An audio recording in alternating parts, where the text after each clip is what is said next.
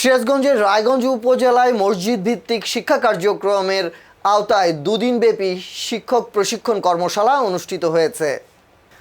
মঙ্গলবার ৯ জুন রায়গঞ্জ উপজেলা মডেল মসজিদ ও ইসলামিক সাংস্কৃতিক কেন্দ্রে দুদিনের এই কর্মশালার আয়োজন করে ইসলামিক ফাউন্ডেশন ও উলাগির ফাউন্ডেশন রায়গঞ্জ শাখা।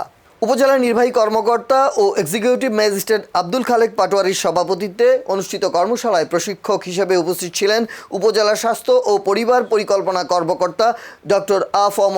ওবায়দুল ইসলাম, উপজেলা প্রাথমিক শিক্ষা কর্মকর্তা বেলাল হোসেন, উপজেলা স্বাস্থ্য কমপ্লেক্সের medical officer doctor Zakaria, Madrasatul Ulumil Islamia রৌহার মোহতামিম সাদাত হোসেন এবং উপজেলা primary education training centre PTI এর ইন্সট্রাক্টর মইনুল হক। রায়গঞ্জ উপজেলার ফিল্ড সুপারভাইজার শাহিন সরকারের সঞ্চালনায় অনুষ্ঠিত প্রশিক্ষণে উপজেলার বিভিন্ন মসজিদভিত্তিক শিক্ষা কেন্দ্রের শিক্ষকরা অংশ নেন।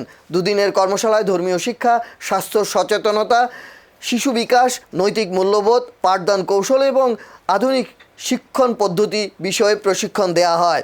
প্রশিক্ষণ শেষে অংশগ্রহণকারী শিক্ষকদের সনদপত্র বিতরণ করা হয়।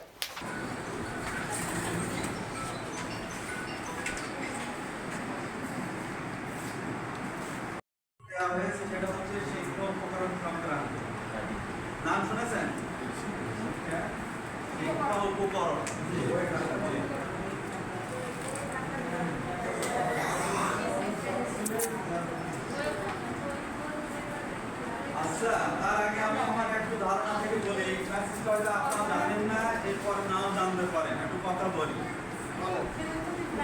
এই প্রাথমিক শিক্ষা সম্বন্ধে আপনারা কি জানেন?